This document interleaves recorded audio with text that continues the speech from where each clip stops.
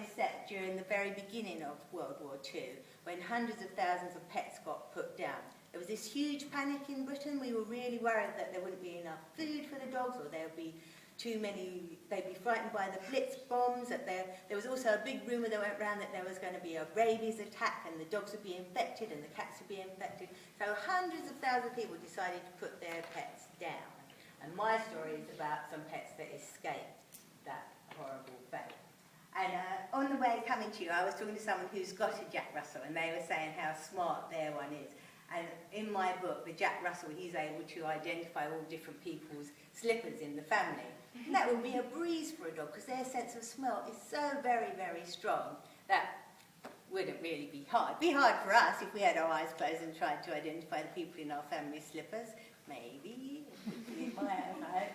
And then the second one's about search and rescue dogs, and I'm really very interested in them. And I've got a friend who works for the search and rescue team in our area, and they're quite, to train the dogs, you need them to go out in the woods and find people at the initial training in bushes and places, and they're quite regularly spending a few hours lying in a bush hoping a dog is going to find them. And when they do, they've got to be really, really pleased with the dog, and then lie back down in the bush for another dog to find them.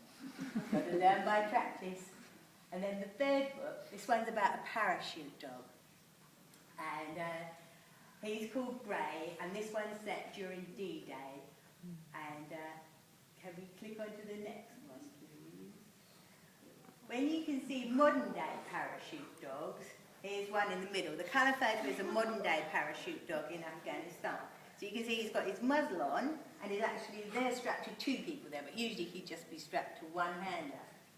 But in World War II, they didn't think of doing that. They just sent the dogs out of the plane on their own. And obviously that's quite hard, because if you're being sent out of the plane on your own and you don't have hands, how are you going to get your parachute off?